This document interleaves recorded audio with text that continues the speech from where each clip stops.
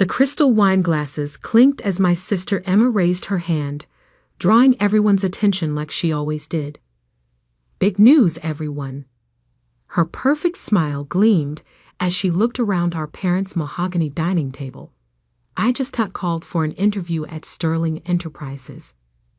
My mother gasped in delight, nearly dropping her fork. "Sterling Enterprises?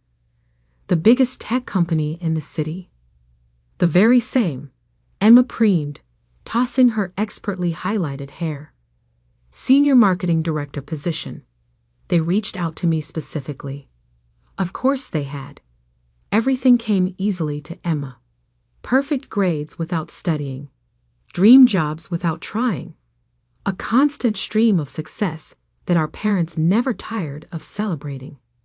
I sat quietly, pushing my food around my plate, trying to become invisible. But in this family, I was never allowed to fade into the background for long. Not when they needed someone to compare Emma to. "Isn't that wonderful?" my mother gushed. "Now that's a real career path." She turned to me, her smile turning sharp. "You should ask Emma for advice, Sarah.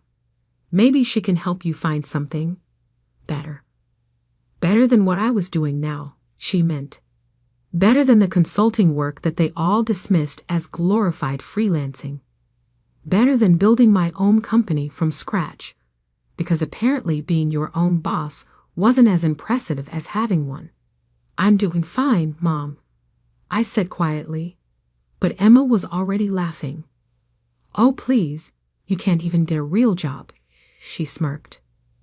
"How long are you going to pretend that your little consulting thing is an actual career?" My father set down his wine glass. "Emma has a point, Sarah. You're 32. It's time to get serious about your future." I gripped my fork tighter, thinking about the contracts sitting on my desk at home, the acquisition deals I was negotiating, the empire I had built while they were all busy undermining me. "My business is doing well," I started to explain, but Emma cut me off. "Business? Please. You work from your apartment and barely make enough to pay rent. Meanwhile, I'm about to be a senior director at Sterling." She turned to our parents. "Did I mention the salary? Base pay is $250,000 plus bonuses." My mother nearly swooned. My father beamed with pride. I thought about my company's latest quarterly earnings report and had to suppress a laugh. "When's the interview?" I asked, keeping my voice neutral. "Monday morning," Emma replied smugly. "Not that it matters. The position is practically mine already. The CEO specifically requested to interview me personally." I bet they did, I thought, remembering the stack of resumes on my desk. Among them, Emma's application, forwarded to me by HR with a note. Another entitled candidate with an inflated ego. "Your call, boss." "Well, good luck," I said, standing up. "I should get going. Early meeting tomorrow." Emma snickered. "What? Did someone finally agree to buy something from you?" "Sarah." My mother sighed. "When are you going to stop this ridiculous independent phase? Your father could have gotten you a proper position years ago." I thought about the nameplate on my office door, the one that reads Sarah Mitchell, CEO, Sterling Enterprises. The one Emma would see tomorrow morning. "You're right, Mom," I said, gathering my things. Maybe it is time for a change. They probably thought I was finally admitting defeat. They had no idea what was coming. As I drove home to my penthouse apartment, not that they knew I could afford one, I thought about how we got here. How their constant dismissal had driven me to build something bigger than they could imagine. It started 10 years ago when I graduated with my MBA. Emma was the star of the family then too, climbing the corporate ladder with her natural talent, while I quietly studied market trends and business strategies. When I told them I was starting my own consulting firm, they laughed. When I landed my first major client, They dismissed it as luck. When I started buying up struggling companies and turning them around, they didn't even notice. 5 years ago, I made my biggest move yet, acquiring Sterling Enterprises through a complex series of shell companies and investment firms. The previous CEO was ready to retire, and I had spent years preparing for this moment. I changed my professional name to Sarah Mitchell, my mother's maiden name, knowing my family never paid enough attention to business news to make the connection. I rebuilt Sterling from the ground up, transforming it into the tech giant it is today. And through it all, my family remained blissfully unaware, too busy praising Emma's minor achievements to notice that their unsuccessful daughter was now one of the most powerful CEOs in the city. My phone buzzed as I pulled into my building's private garage. A text from Emma. "You should really come to the Sterling building sometime. See what a real company looks like. I'll give you a tour after I get the job." I smiled, thinking of my corner office on the top floor, the one with the view of the entire city, the one Emma had been dreaming about in her application letter. Tomorrow was going to be interesting. In my apartment, I reviewed Emma's resume one more time. It was impressive on paper. Good education, steady career progression, solid references. But I had done my research. I knew about the projects she had taken credit for, but barely contributed to. The subordinates she had thrown under the bus. The corners she had cut. Emma had always been good at presenting the perfect image. Tomorrow, she would learn that image isn't everything. My phone buzzed again. This time it was my mother. "Darling, I know you're probably feeling discouraged seeing Emma's success. Why don't you let your father make some calls? It's not too late to start a proper career." I set the phone down without responding and walked to my home office. The wall was covered in business magazines featuring Sterling's remarkable turnaround. Tech's most innovative CEO, one headline read, "Sarah Mitchell, the unseen power player revolutionizing the industry," declared another. My family had spent years telling me I wasn't good enough. Tomorrow, they would learn just how wrong they were. I sat at my desk and opened my laptop, typing out an email to HR. "Please ensure Ms. Emma Carter's interview is scheduled in my office at 9 a.m. sharp. And make sure she waits in the lobby for at least 30 minutes before being brought up." A small petty detail, perhaps, but after years of enduring her condescension, I thought I deserved a little dramatic flair. I spent the rest of the evening reviewing company reports and finalizing acquisition plans, just like any other Sunday night. But this Sunday felt different. Tomorrow, everything would change. As I got ready for bed, I caught my reflection in the bathroom mirror. I looked nothing like the timid daughter my family still saw me as. My suits were tailored now, my presence commanding. I had grown into my power while they weren't watching. Tomorrow, they would finally see me. And I couldn't wait for the show to begin. Monday morning arrived with a sense of delicious anticipation. I stood in my private elevator, ascending to the top floor of Sterling Enterprises, watching the city wake up through the glass walls. My Armani suit was immaculate, my heels clicking authoritatively on the marble floor as I stepped out. "Good morning, Ms. Mitchell," my executive assistant Diana greeted me with a knowing smile. "Your 9 a.m. appointment has arrived early." She's been waiting in the lobby for 20 minutes, insisting that the CEO specifically requested her presence. I checked my watch. 8:45 a.m.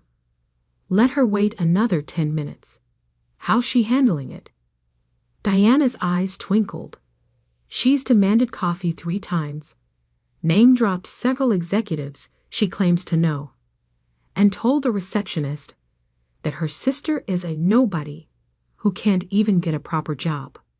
I smiled, setting my briefcase on my desk. Perfect. Has she noticed any of the magazine covers? No, Diana smirked. She's too busy telling everyone within earshot about her marketing expertise to look around. Typical Emma. So focused on promoting herself that she missed the obvious. The lobby walls were lined with press coverage of Sterling's transformation under my leadership. My photo was literally hanging above the reception desk, but Emma would never notice. She never had. Her resume listed some impressive achievements at her current company, Diana noted, arranging folders on my desk. I took the liberty of fact-checking them. And half are exaggerated, a third are outright lies, and the rest were group projects where she took sole credit. I nodded, unsurprised. Just like high school. Remember when she won that science fair? The project you actually built while she was at cheerleading practice. The very same.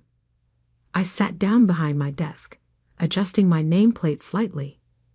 Send her up at 9 a.m. exactly. And Diana?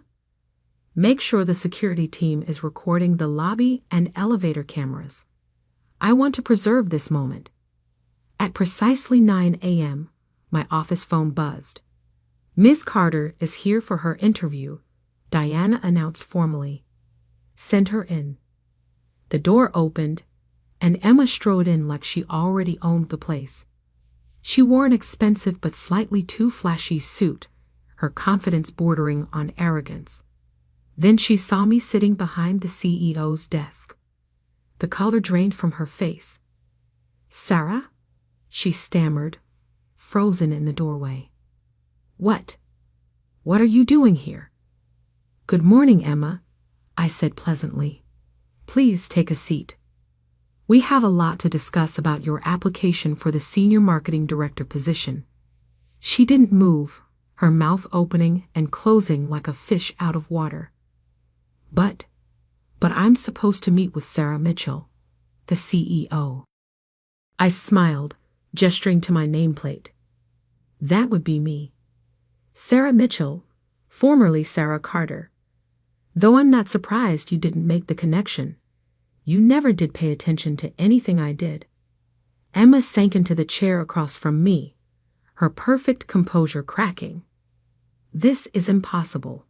You're just a consultant. You work from your apartment.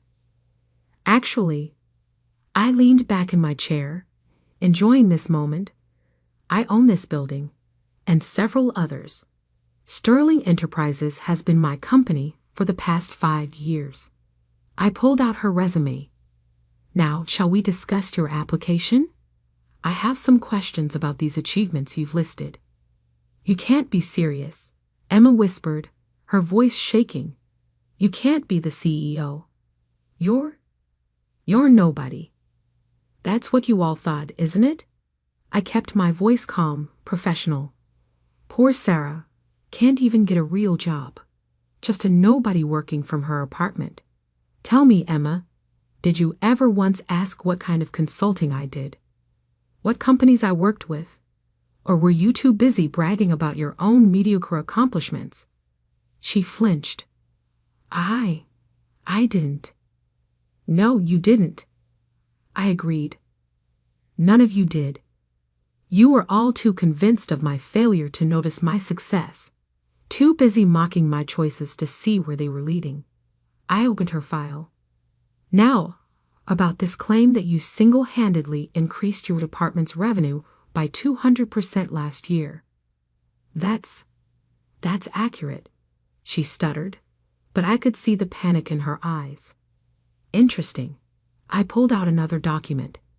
Because I have here the annual report from your company.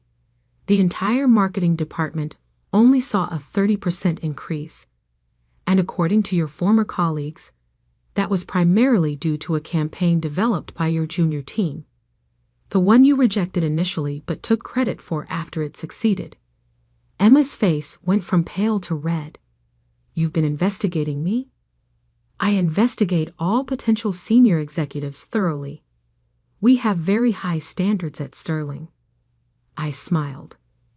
Standards that value actual achievement over self-promotion. Just then my phone buzzed. Diana's voice came through the speaker. "Ms. Mitchell, your parents are in the lobby, demanding to see you." They're quite insistent. Of course they were. Emma had probably texted them the moment she saw me. "Send them up," I said calmly. "I think it's time for a family meeting." Emma shifted nervously in her chair. "Sarah, look, about last night. About all the things I've said. Save it." I cut her off. "I'm not interested in apologies motivated by fear. I spent years listening to you undermine and belittle me. Now you get to sit there and learn exactly who your unsuccessful sister really is." The door burst open.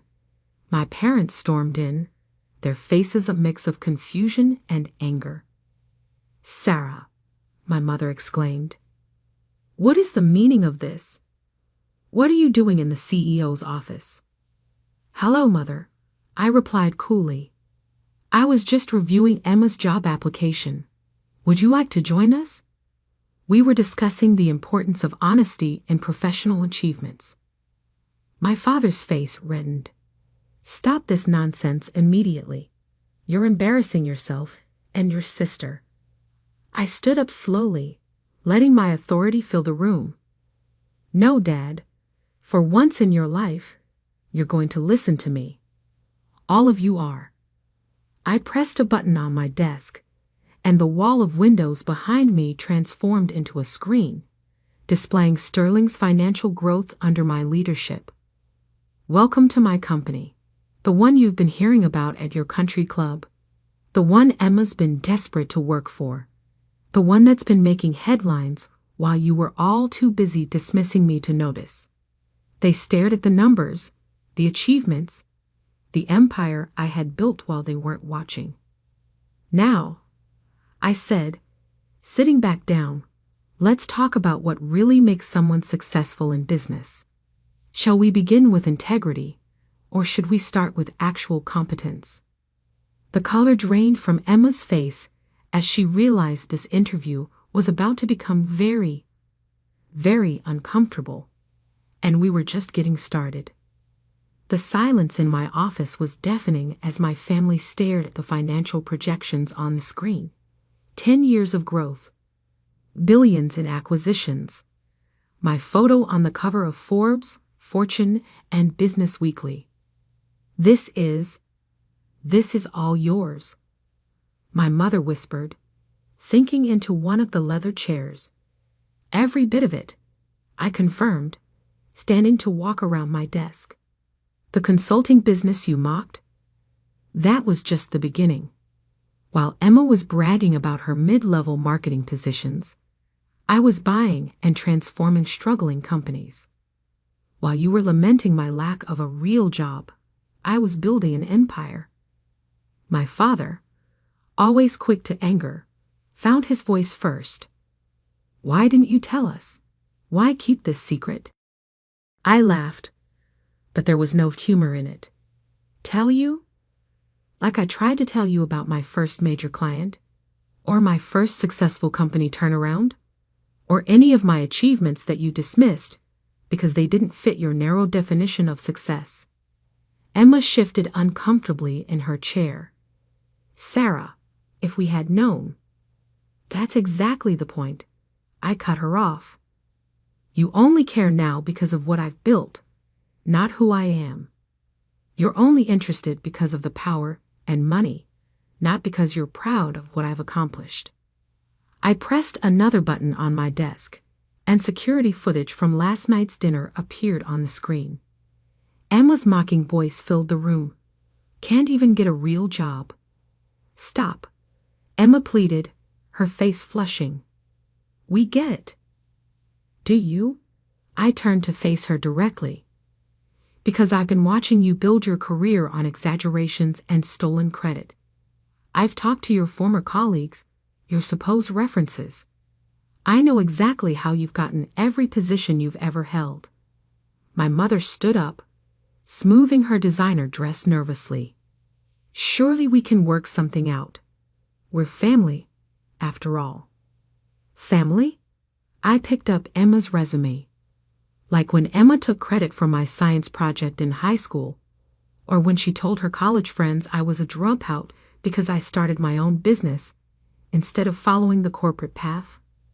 That kind of family. I was young. Emma protested weakly. We all make mistakes. Yes, we do, I agreed. And now you get to face the consequences of yours. Diana? My assistant entered with a thick folder. The investigation results you requested, Ms. Mitchell. Thank you. I opened the folder and began reading. Falsified achievements, stolen ideas, workplace bullying complaints. I looked up at Emma.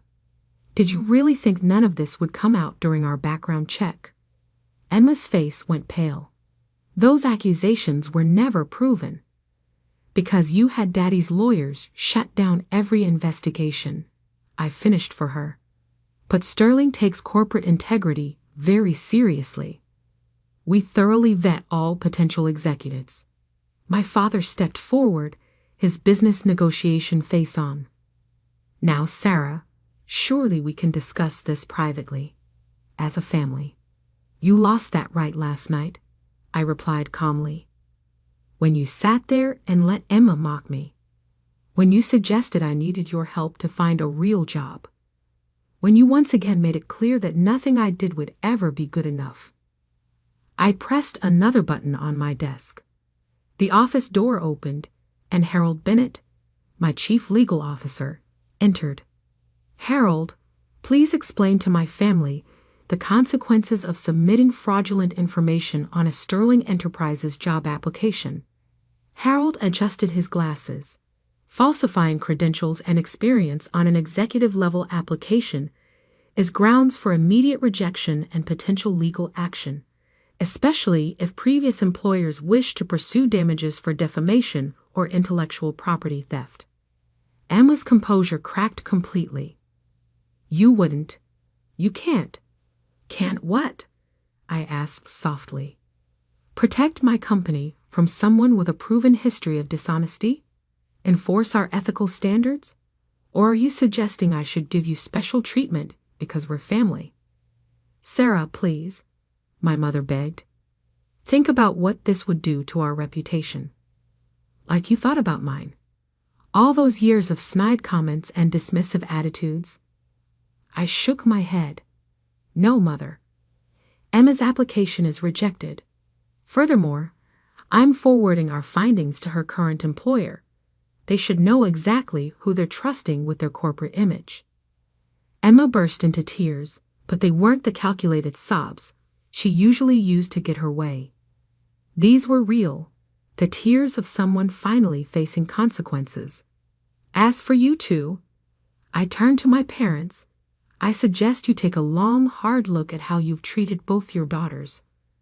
One you praised endlessly despite her dishonesty. The other you dismissed despite her integrity and success. My father's face darkened.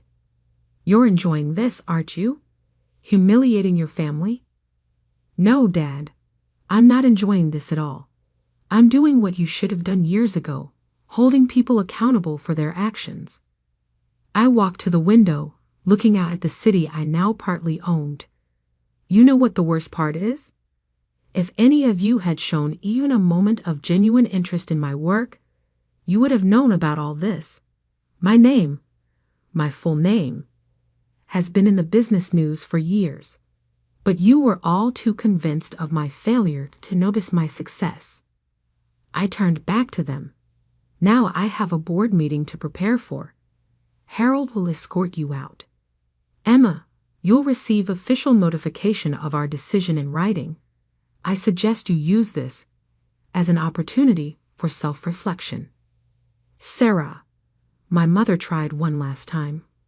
We can still be a family. We can work through this. I sat back down at my desk, picking up a report. We'll always be related, Mother. But family? That requires respect, support, and love. None of which you've shown me. Now, if you'll excuse me, I have a company to run." They left in silence, Emma's tears still falling, my parents' pride in shambles. As the door closed behind them, Diana entered with a cup of coffee. "Are you okay?" she asked softly. I took a deep breath, looking at the family photo I kept in my drawer. Not of my parents or Emma, but of my grandfather, the only one who had believed in me from the start. "You know what, Diana? I am. For the first time in years, I really am." Over the next few months, the family dynamics shifted dramatically. Emma's current employer launched an investigation into her past achievements, leading to her eventual resignation. My parents stopped appearing in society pages, their social standing diminished by the revelation that they had dismissed their successful daughter while enabling their dishonest one. I focused on my work, continuing to build Sterling into an even stronger company. The business world buzzed with the story once it got out. The secret CEO who had hidden her success from her unsupportive family. It became a symbol of quiet determination triumphing over loud mediocrity. 6 months later, I received a letter from Emma. Not an email or text, but a handwritten letter of apology. For the first time in her life, she had been forced to work her way up from an entry-level position, no family connections to rely on. She wrote that she finally understood the value of genuine achievement. My parents took longer to come around, but eventually, my mother sent a similar letter, acknowledging their failures and asking for a chance to really know me, not as the daughter they had dismissed, but as the woman I had become. I kept both letters in my desk, next to my grandfather's photo, not because I was ready to forgive, but because they reminded me of an important truth. Success isn't about proving others wrong. It's about proving yourself right. 1 year to the day after that fateful interview, I sat in my office reviewing quarterly reports. Diana entered with the latest business magazine.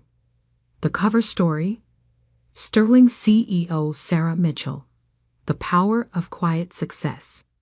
The article didn't mention my family drama or Emma's failed interview. It focused on what really mattered: the company I had built, the innovations we had created, the changes we had made in the industry. Because in the end, that's what real success looks like. Not bragging at family dinners or inflating achievements, but building something meaningful, something lasting. They had called me worthless at family dinner. Now I was their boss, their superior, their example of what true success looks like. And that was worth more than any revenge could ever be.